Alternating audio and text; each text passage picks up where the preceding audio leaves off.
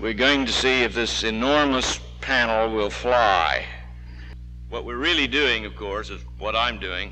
I haven't told them, is showing them off. Let's find out how bright, how quick, and how totally informed they are on an extemporaneous basis. Congressman Rouselout has just put up quite a fight in the House of Representatives over revenue sharing. And if we can take a few minutes, John, I wonder if you would make some comments on what's happened with revenue sharing and what happened in the House and what is the state of it and what's wrong with it.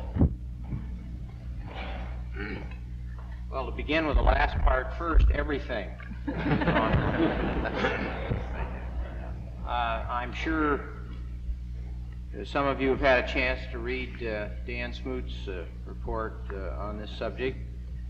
The basic problem is we have no revenue to share. We're totally broke. We will probably go in debt this year, even though we are being told that the amount of debt will be reduced because there's been a so-called windfall because of a miscalculation of the IRS tables on your income tax form, that the revenue from income tax has been greater this year than it was in the previous year, and therefore there's a so-called windfall of extra tax dollars incoming of $6 to $8 billion. But what they also don't tell you, the Treasury, when they make this kind of wonderful announcement, is we have accelerated our expenditure programs over last year by better than $35 billion. And so that the debt will probably be very close to $50 billion if we're told the truth.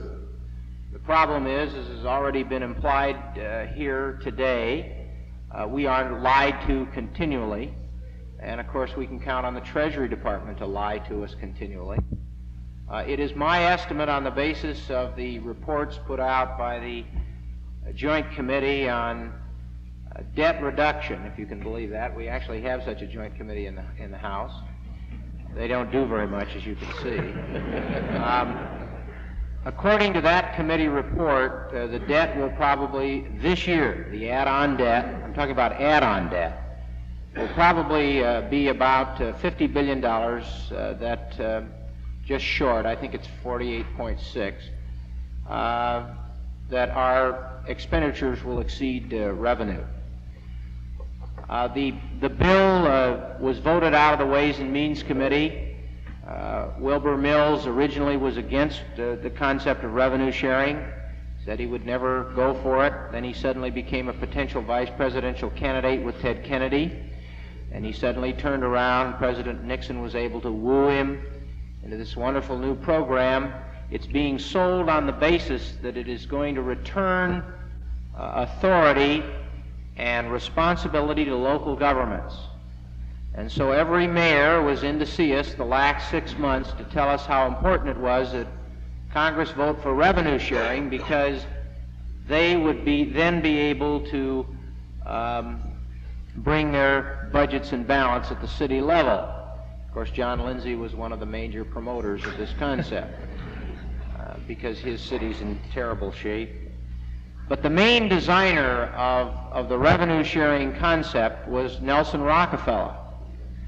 Originally, several years ago, I'm not sure he's the actual author because he has so many consultants, but it has been promoted this year because many of the city governments are not meeting their budgets. So the bill came out of the Ways and Means Committee, was voted by the House, and is now over in the Senate, where Senator Long started hearings last week.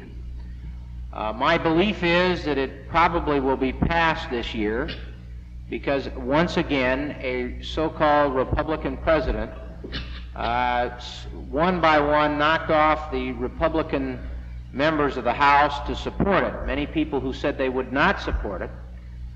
John Burns, of the ranking Republican member on the Ways and Means Committee, remained firmly opposed to it up until the end and gave one of the best talks I've heard on the floor as to why we should not be engaging in this kind of fiasco.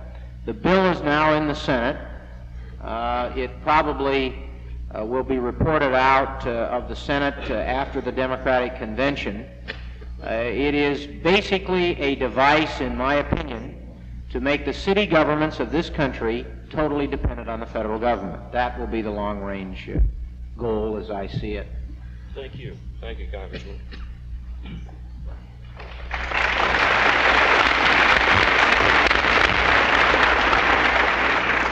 Scott, let me just say briefly, the Birch Caucus voted against it.